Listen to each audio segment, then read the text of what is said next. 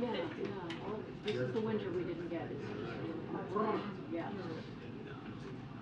This is not winter. I know. I grew up in Ohio, that's winter. Me too. I grew up in Ohio, so if I never see snow again, that's okay. Are we going to do an all-women front row? Yes, Women sure. of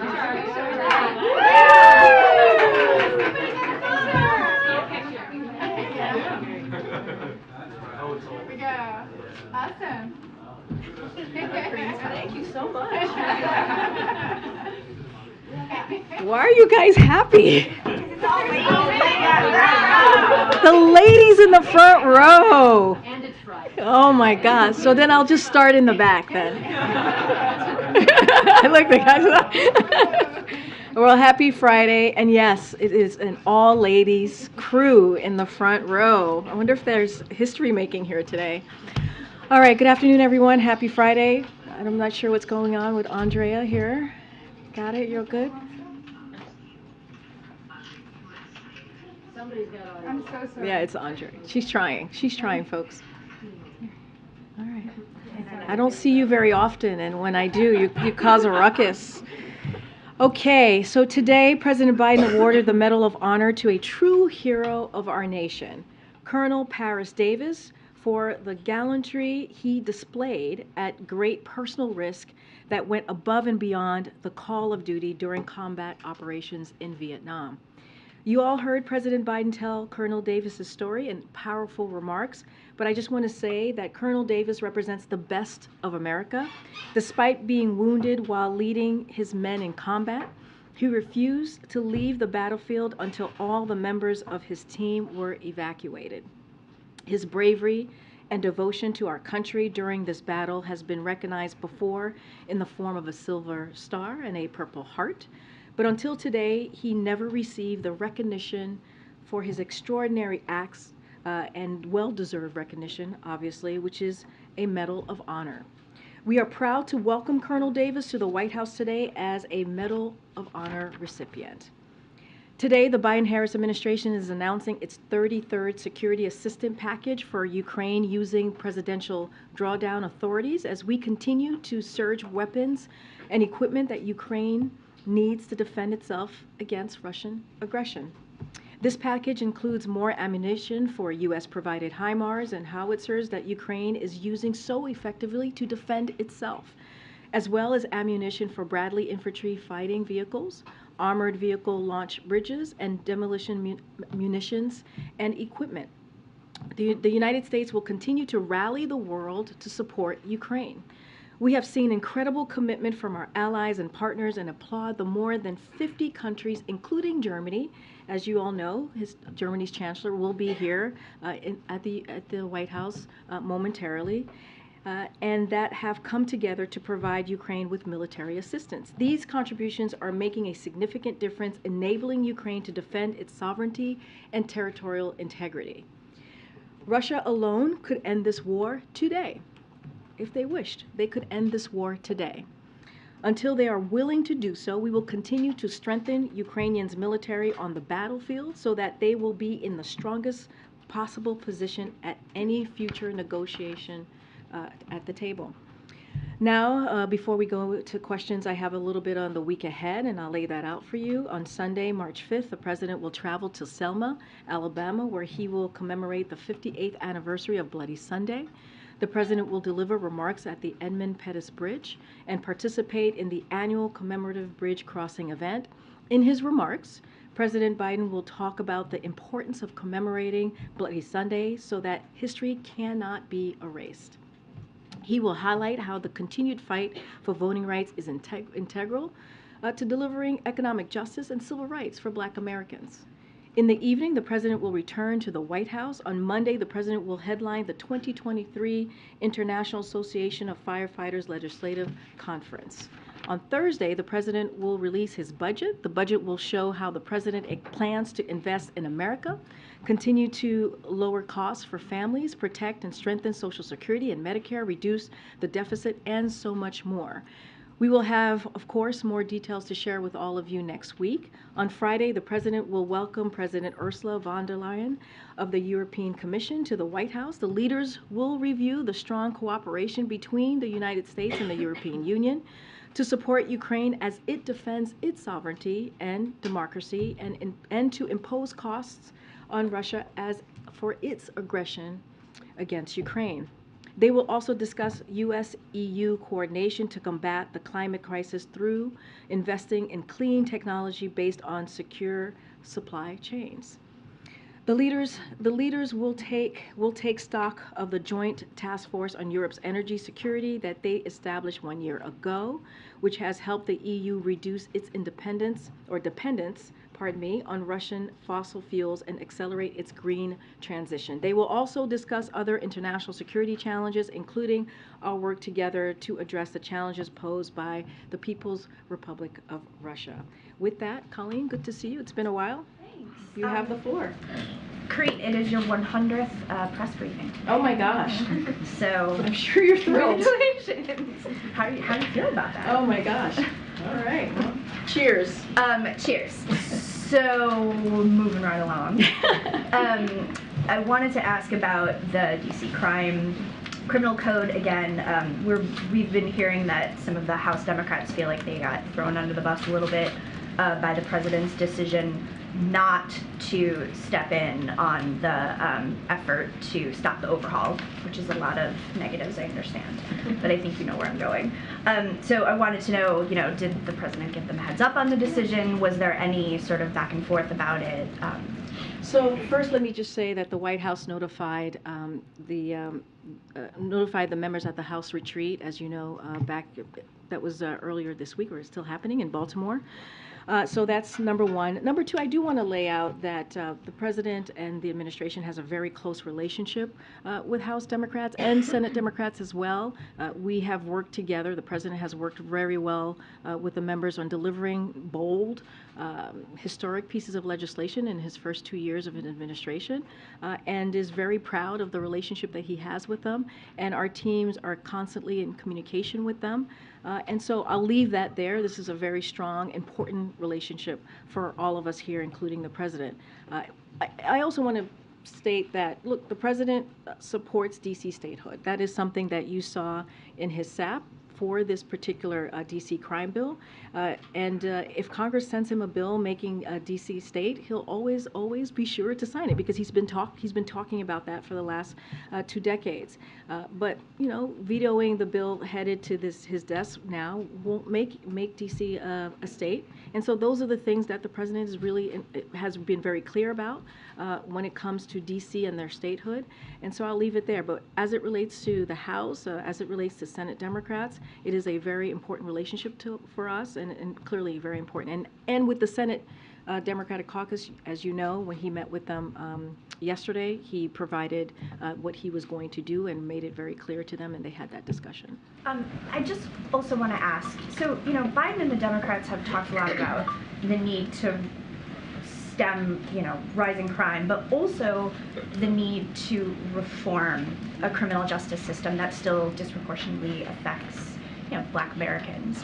So why not engage in some sort of compromise, or why not let the DC bill, because, the mayor vetoed the criminal code, but she also proposed some changes that she thought would have made the system sort of better on the whole. So just want to be very clear here, and if you look at the DC bill itself, and I know that there was a little bit of I was asked a couple of questions of what else does it do besides armed carjacking, and I don't normally go line by line on legislation, especially legislation that we haven't introduced, but I did talk to the team, and we have a couple of things that I just want to lay out for all of you. And on what the DC bill does, it reduces maximum penalties for offenses like murders and other homicides, armed home invasion burglaries, armed carjackings, as I mentioned, armed robberies, unlawful gun possession, and some sexual assault offenses. And so, look, the president has been very clear. We need to do more to reduce crime, to make communities safer, to save lives.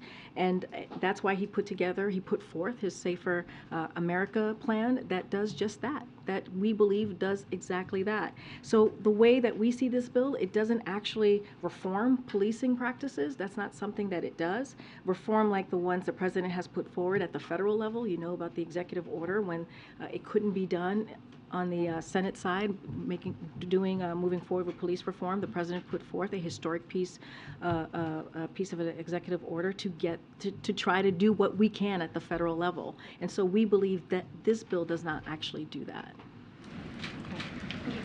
Question on the meeting today with the German Chancellor. Not long ago, both Chancellor Scholz, along with President Macron, reportedly told Zelensky that he would soon have to make difficult decisions, urging the start of peace negotiations.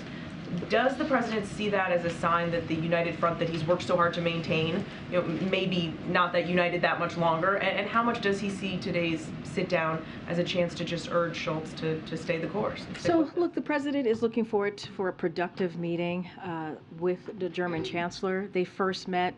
I don't know if some of you have been tracking this, but they first met when he became German Chancellor early last year, I believe on February 7th, soon after he clearly took office, and they met here at the White House. And over the past several years, they've seen each other at the margins of the G7, in the summit in Germany, at NATO, at the G20 summit, and have talked by phone regularly. And so this is clearly a relationship that has been growing over the last year. And so, what we're seeing, how we see this meeting is a bilateral cooperation to talk about a range of issues: global security, economic issues, and at the forefront of this meeting that they're going to have, this bilat that they'll have pretty soon, it will be on Ukraine. And that coordination is going to continue. You saw the president in Warsaw. You saw him in Kyiv.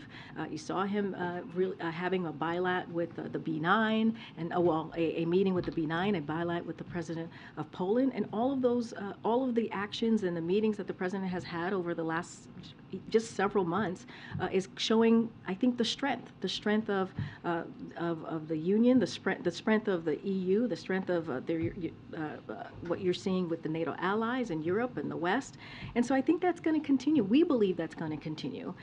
Remember, when Putin first started out on this war, he thought that NATO would be divided. He thought that the West would be divided.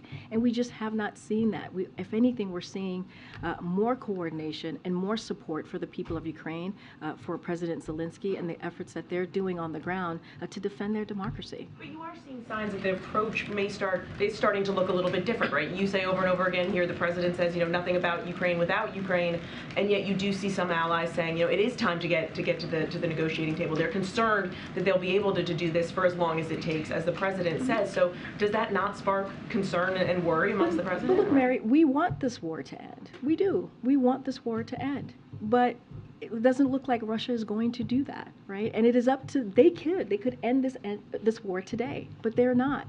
And so what we're going to continue to do is support Ukraine the best way that we can. I just laid out a PDA, our 33rd drawdown since this war started, and we're going to continue to do that, continue to give them the support that they need on the ground. And look, you've heard President Zelensky talk about peace and wanting to move forward with peace, but at the same time, we have to make sure we strengthen their hand when those negotiations happen, that they are in a place of strength. And so that's what you're seeing from this president. That's what you're seeing from the allies across the globe. And you're going to see the president meeting with the German chancellor today. We're going to continue to show that supportive front, that coordination. They're going to have that discussion. And you saw that last week when the president was in Eastern Europe. I guess it's sort of a housekeeping matter, but has the president had a chance yet, or does he plan to speak with former President Carter or members of his family, given, I don't think they've spoken yet since the news of his hospice care? Yeah, I don't have a call to preview or to announce, as you know, and I've said this many times before, and I think many of you have reported this, that they've known each other since 1976. It's a relationship that has spanned many decades. The president certainly and the first lady, their hearts are with are with President Carter and his family. I just don't have a conversation to preview at this time. Given the importance of that relationship, is it something, it seems odd that it hasn't happened yet, I guess. I mean, look, the president, when it's time and appropriate, certainly that conversation will happen. I just don't have anything at this time to preview. Okay, So an EU official just said that the two sides are working toward an agreement in principle on a very limited agreement that would create a free trade-like status for the EU that would put it on par roughly with Canada and Mexico in terms of the IRA. Can you say anything more about your hopes for reaching some kind of a deal, at least on a very high level, when von der Leyen arrives next week? Yeah, I don't want to get ahead of that meeting. Clearly, that's going to be another important bilateral meeting focusing on the coordination, of course, on Ukraine and other important security issues and economic issues, as you just laid out, that both sides care about, right? The American Union and clearly the United States. As it relates to the IRA investments, the clean energy future will be invented and built and made in America. That's how we see the IRA's investment.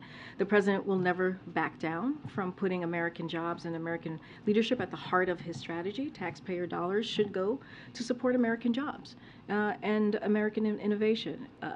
But the IRA's benefits expand beyond the U.S. Our investment will help drive down costs for clean energy, which will help other nations as well. That's how we see this important law that the president clearly fought tooth and nail for. And it's going to go further and faster in building their own clean energy economies. I'm not going to, again, get ahead of a meeting that's going to happen next week. But the president and we have been very clear on how important we feel the Inflation Reduction Act is. Again, we're always going to make sure that we support American jobs and clearly American tax dollars. But I think the question is, how important is it to you to remove this irritant in the relationship at a time when you're looking at a protracted war in Ukraine, potentially China delivering lethal aid? I mean, is it important to shore up the alliance and at this point remove irritants at this trade? I mean, look, clearly the relationship is important to this president. You have seen him across 2 years rebuild our relationship with our allies, something that was almost decimated in the last administration.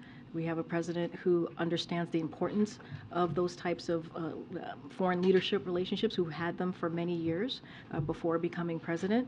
And so, of course, we want to make sure there's a good working relationship, and you're going to see him continue to do that. Again, I don't want to get ahead of what the agenda is going to be or what's going to be discussed with the EU next week. Well, what I can say, it's an important conversation that will continue.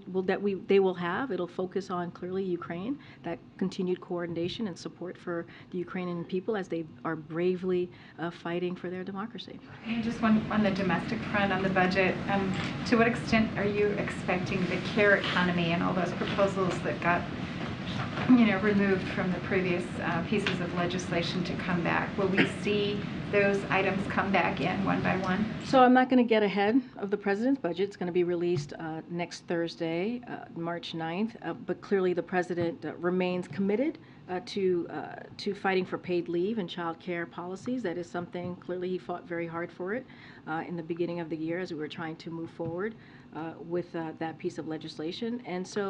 And we believe fighting for what I just mentioned, paid leave and child care, is going to help grow the economy. It's going to help give American families and Americans across the country a little bit of a breathing room. But again, I'm just not going to get ahead of the president's budget that will be out next week. Thanks, Karine. Just following up on Colleen's question on the D.C. crime bill. The House Democrats who are expressing anger and frustration, they are in part saying that they wish they had known sooner what the president's position would be. As you know, a whole bunch of House Democrats already voted against the bill. Why didn't the White House make this position clear before that vote had taken place in the House? So look, when we put out the SAP, I think it was around the State of the Union, I think that's when the SAP came out, we were very clear on where the president was, which is making sure that he continues his commitment to DC statehood. And that's what you saw in that SAP, in that support for DC statehood. And at the time, you know, many times, even earlier this week, many of you were asking me, I think your colleague was asking me which direction the president was going to go. And he never made that clear in that SAP. And I think as it was becoming, we always let the process in Congress go through, right? Whatever mechanism they take, however it moves forward. So we're always very clear and careful about that. But as it now looks like it was going to come to his desk, we wanted to communicate where we were going to go. We wanted to communicate how the president was going to move forward with this particular bill, and we did, and we laid that out. We're explaining that now why he is moving forward in that way, and the White House and congressional Democrats, as we have known, have come together on many different things to deliver for the American people, and the president wants to continue to do so. I guess, you know, the president supports DC statehood. He's been clear about that, but he's not going to veto this bill from Congress, which does amount to Congress sort of meddling in DC's own governance, right? So how do you square that circle? Both things can't be true. No, we believe both things can be true. Look, right now, DC is not a state. This is coming to the president, right? This is something that's coming to his desk, and he has to take action. I just laid out a moment ago to Colleen why we felt that this bill doesn't actually deal with police reform. This president has been someone for many years, many decades, who has always put the safety of American families, certainly across the country, first. That's why he put together his Safer America plan that lays out 100,000 cops in communities to work with communities to make sure that communities feel safe. The cops plan, that is something that the president started as senator. It's actually a policy that Republicans want to not fund and take away an option to make communities safe. So this is something that the president cares about very strongly. And the way that we see it is that this is coming to the president's desk. This is not a legislation that he put forward. DC is not yet a state, even though he supports DC statehood. And he had to make a decision. Look, again, we let the process move forward in Congress, and we felt this was the time to make that decision. I just had a quick follow-up on East Palestine. Senator Manchin said this week that the president visiting there would give confidence to the residents. Obviously, I know you guys haven't announced anything, no plans right now for him to go there, but do you think it could make a difference for the president to go, even if all that accomplished was to give some sort of reassurance to many of the residents there who are still very worried and upset about what happened? Look, I believe you heard from the president just yesterday, who said that he's planning to go there at some point.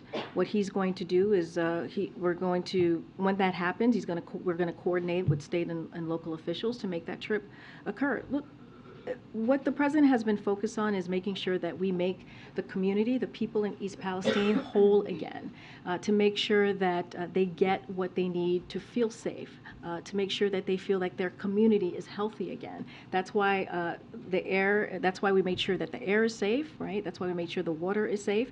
But he understands how the community feels about what happened and what occurred in their community this past couple of weeks. That's why HHS, FEMA, DOT, EPA have been on the ground, and it's been a multi-agency effort to make sure that they get what they need, to make sure that they have that safe air, that safe water, as I just mentioned. And the last part of that is we're going to make sure that Norfolk, Suffolk is held to account for the mess that they created. And that's what you're seeing. You've seen the EPA administrator. He was just there for a third time. And so the president's committed. He's keeping abreast or updated on a daily basis on what's going on the ground. He's talked to the governor of Ohio. He's spoken to the governor of Pennsylvania, the senators multiple times to make sure that they are getting everything that they need from the federal government. Thank you, Karine. You mentioned the SAP that the administration put out on February 6th, but it's not a broad statement about DC statehood. It specifically says that the administration opposes the resolution that would dismantle the crime bill. So when was this policy reversed, and why weren't House Democrats notified about the reversal? So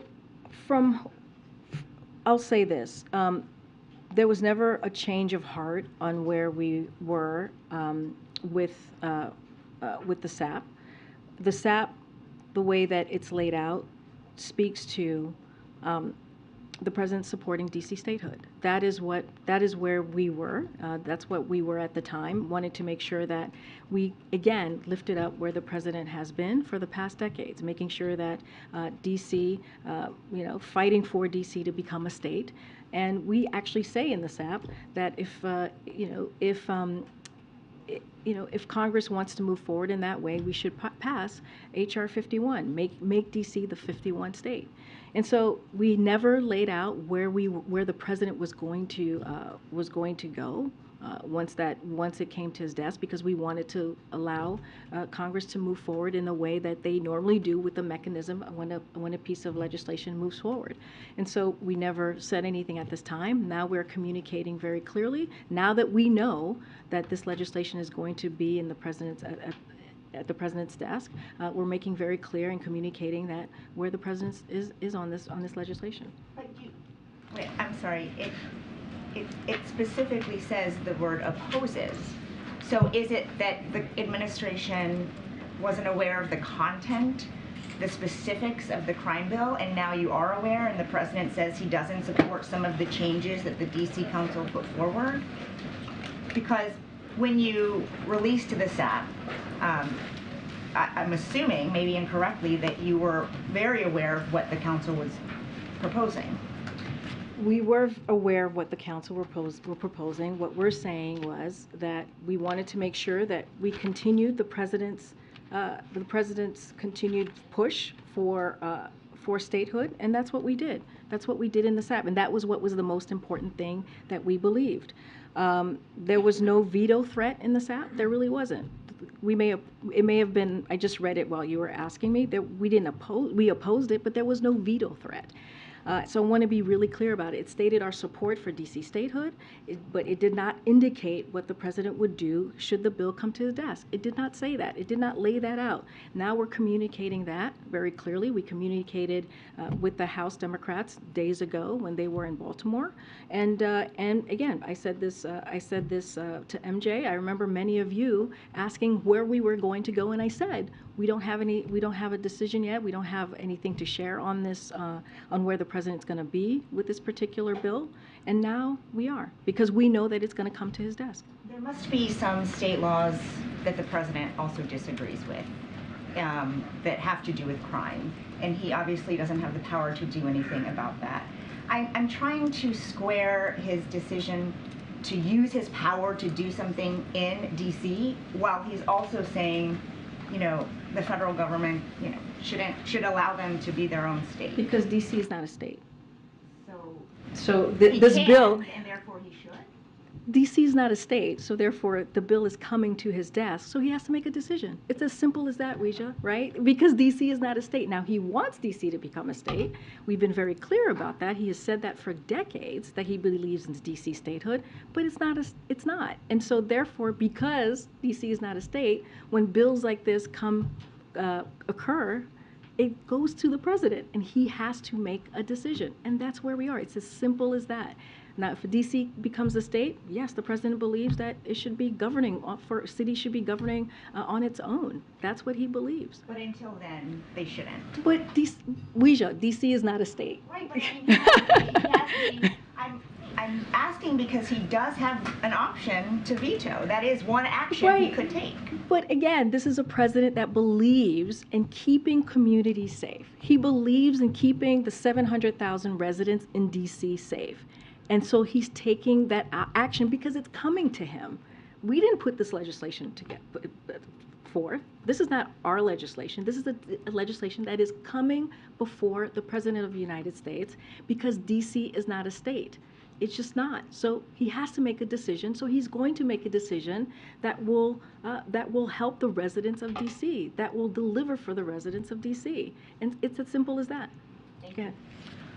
I'm seeing two perhaps parallels here in the discussion about the SAP, which is the Statement of Administration Policy.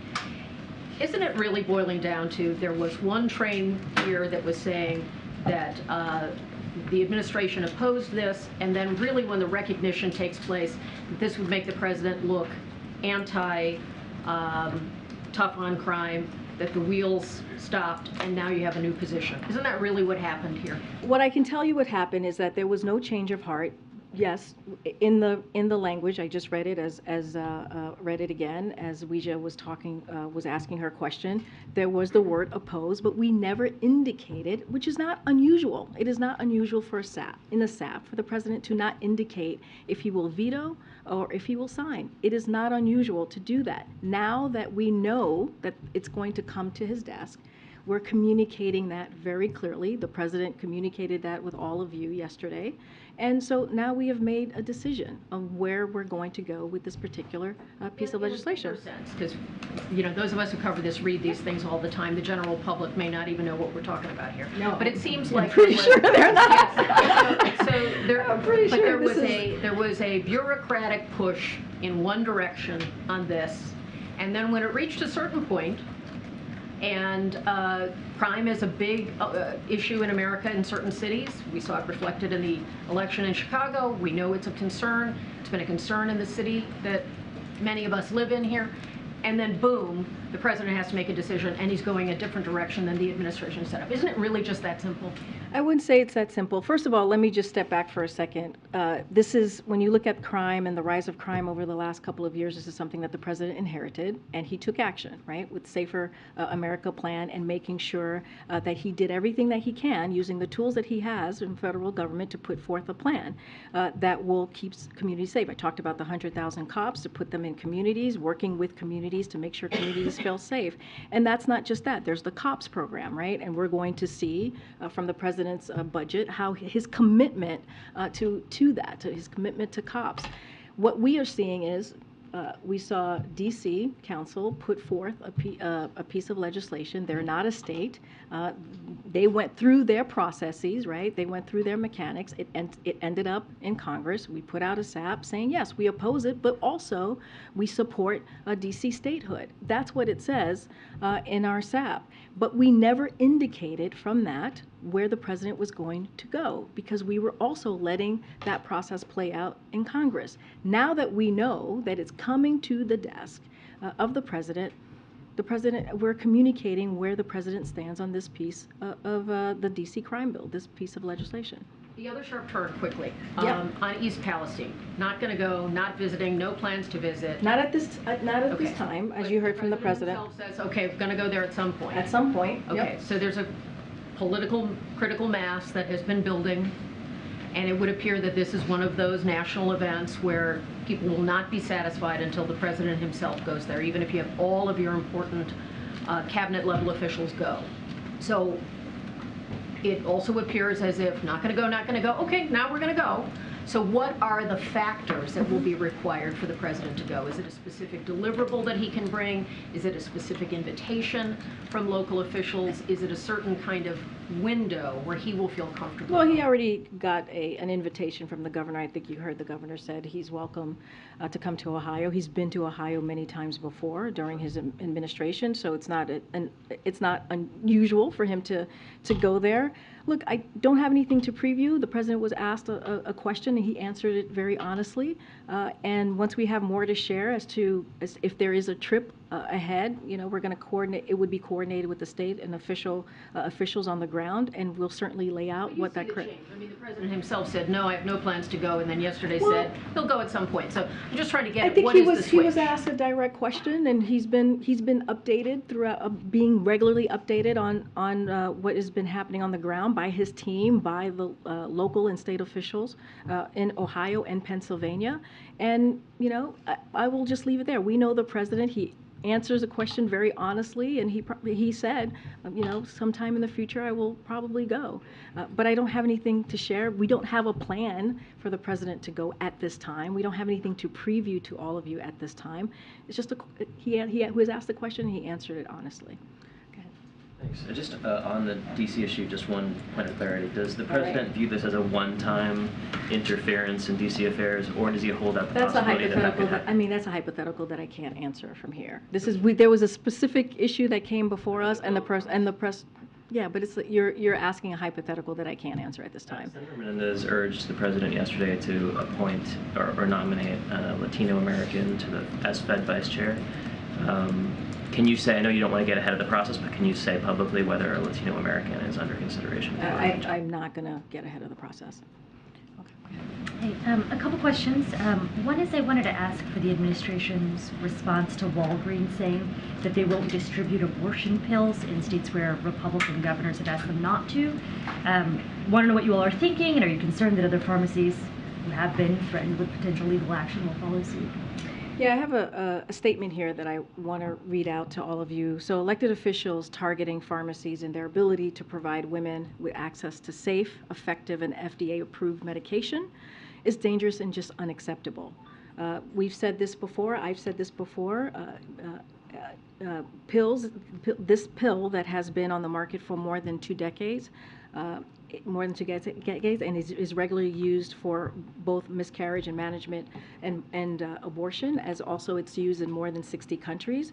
The Department of Justice has already independently issued an opinion related to this issue that is at odds with this dangerous effort. This is all a part of a continued effort by anti-abortion extremists who want to use this arcane law to impose a backdoor ban on abortion. The administration will continue to stand by the FDA's expert judgment in approving and regulating medications, and in the face of barriers to access and concerns about safety of patients, healthcare providers, and pharmacists, we will continue to support access to this critical medication within the limits of the law, which is why the President issued his January recent presidential memorandum that aims to preserve continued access to a safe drug that, and will emphasize again, is used for miscarriage management and abortion. So that is what we wanted to say on the Walgreens front. So it sounds like you all think it's dangerous. Are there any sort of mechanisms that you see for continuing to provide access in those cases? Has the White House been in touch, or the administration been in touch with Walgreens? I mean, it's a huge pharmacy throughout much of the country. No, totally. I totally understand, which is why we're saying this is unfortunately unacceptable and dangerous. Look, the Department of Justice is independently issued an opinion related to this. I'm not going to get ahead of that, or I'll just, make sure, refer you to that, but I'm just not going to have anything more than what I just laid out. Shifting gears totally, I wanted to ask you about inflation. The Fed said today, actually, in its semi-annual report to Congress, it suggested that more rate hikes would be needed to curb inflation. And I know you all have been fairly confident that inflation is slowing and that this would all lead to a soft landing. I'm curious if you all still feel that a soft landing is possible, and if so, can you help me understand why you are so confident in that assessment? And we have said that there's going to be it's going to go into a steady and stable growth, and sometimes there'll be some up and downs, right? We have been very clear about that. I think the last Brian Deese's last briefing, he actually laid that out for all of you. Look, the way that we see it, and the reason why we feel very confident in this, is that the president's economic agenda, the way that we see it, and others have as well, is that it's making progress to bring inflation down. You have inflation that's down by 30% from last summer, but we always understand that there's more work to do. And we also understand that the way that we got here is because of COVID-19. It's because of Russia's war against Ukraine. All of those things have disrupted global energy, food supplies, and caused inflation to spike around the world. But the president's going to continue to do everything that he can to lower costs. You're going to see his March 9th budget in less than a week at this point. We helped to lower gas prices by $1.60. It is now by $1.60 a gallon from its peak from Putin's war.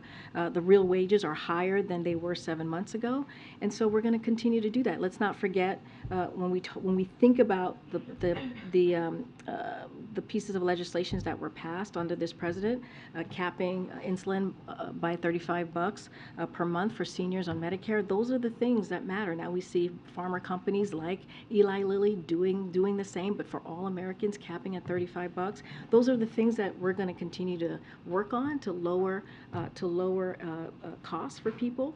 And so again, you're going to see the president's budget next week. But the data shows us how inflation has been moderating over the last 6 months, and we think that's important to speak to.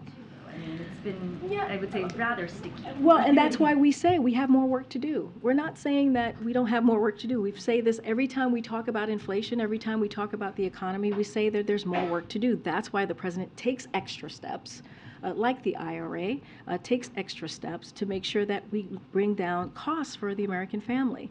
But the data shows it has indeed moderated, and so that's what we look at. That to your question, original question, that what gives us some encouragement that we will get to that steady and stable growth.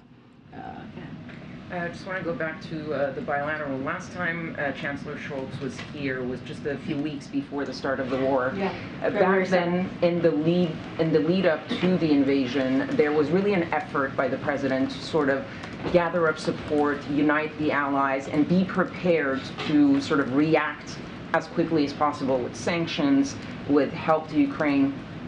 Are these similar conversations happening right now between the U.S. and European allies, other allies, to be ready for the possibility that China sends weapons to Russia, and to be ready to act quickly the way they were ready to act quickly a year ago? So first of all, as you know, they had a G7 call just last week. The president was in Ukraine, and he was also in Poland. There's constant communication with our allies that the president is having. They're not one-offs here. They are consistent and they are continuous. And so I just want to be very clear there. And look, you know, we have said this over and over again. We have not, we have not seen any. We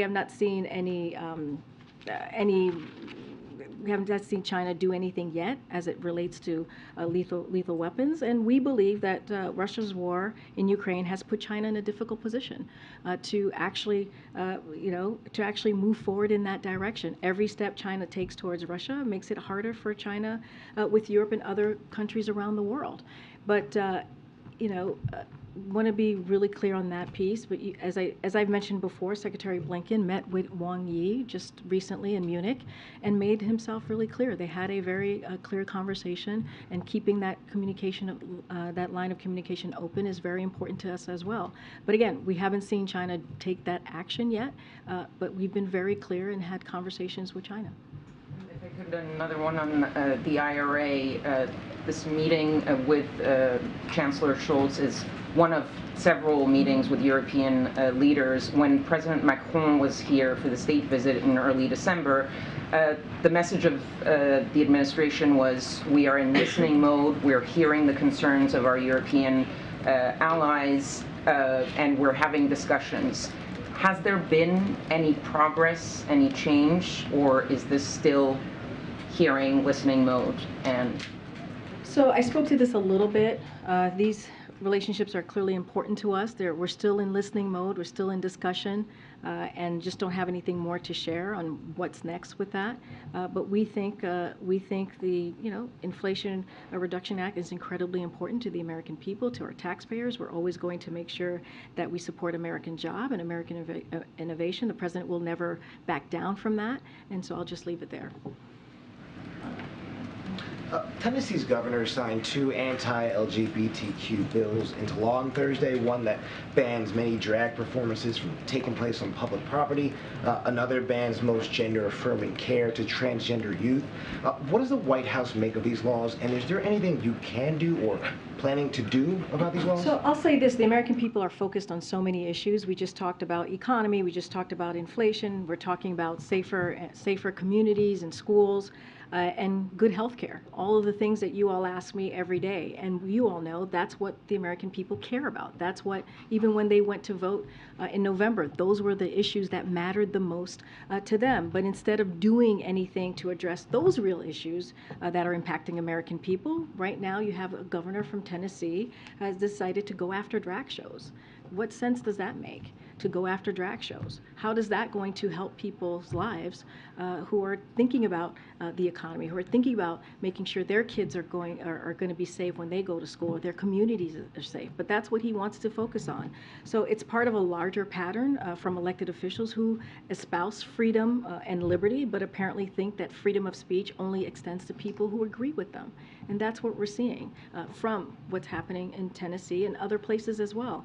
So, don't take my words for it. And on this issue, the governor himself hasn't been able to, if you think about this particular issue, he hasn't been able to cite any examples, anything to show that drag shows in public spaces are a problem. He hasn't. He hasn't laid that out at all on why this is an issue for American people. So I've said this before from here. I said this, I believe, last week, and we'll keep saying it, that these ridiculous policies aren't just unnecessary. They are dangerous. They vilify our fellow Americans. And at a time when LGBTQ Americans are facing higher risk in violence, mental health issues, and it is unacceptable, it is completely unacceptable for a governor to be moving in this way, to be with such a bill, and it is also unfortunate. What's your message to the LGBTQ youth in the state, as well as drag performers? What's your message to them? So the president always has been very clear when it comes to vulnerable communities like LGBTQ community, that he has their backs, and he has a record to show that. He has a record that shows that he supports this community and will continue to be there for the community as long as it takes. Go ahead. Thanks, Karine. I want to go back to something I'd asked you just the other day. We're talking about safer communities, and that is the issue of cartels. The Attorney General was asked whether or not he'd be open to labeling the top cartels in Mexico as foreign terrorist organizations. He said he didn't oppose the idea. Just yesterday, Bill Barr, his predecessor, Merrick Garland's predecessor, went a bit further, saying that the U.S. should have a military presence inside Mexico. So now it's the two most recent attorney generals, one in a Democratic administration, one in a Republican administration, basically saying we can do more about this issue going forward. So a couple questions along that line. Does the Biden administration need to reassess its posture as it relates to taking on these cartels? I'm just not going to get ahead of what the Department of Justice said, of what Merrick Garland said. As you know, they move in an independent way. I'm just not going to get ahead of any policies that may be coming out from the Department of Justice, and I'll just leave it there. What about Bill Barr suggesting that maybe we put a military presence or have a military presence inside Mexico? I'm not going to comment. I'm not going to comment on what Bill Barr has said. But has the president ever thought about that idea or considered that idea? But you're asking me to comment on Bill Barr, who was the Attorney General during Trump's administration. I'm just not going to comment. What about the general idea, though? Okay. Hold on. So the pool has to gather. What's the plan? Oh, the Schultz visit. Okay. All right. So what are we doing? We're going to wrap it up? Wrap it up. Okay. All right. We got to wrap it up. Sorry, guys. Have a great weekend. Thanks, Karine.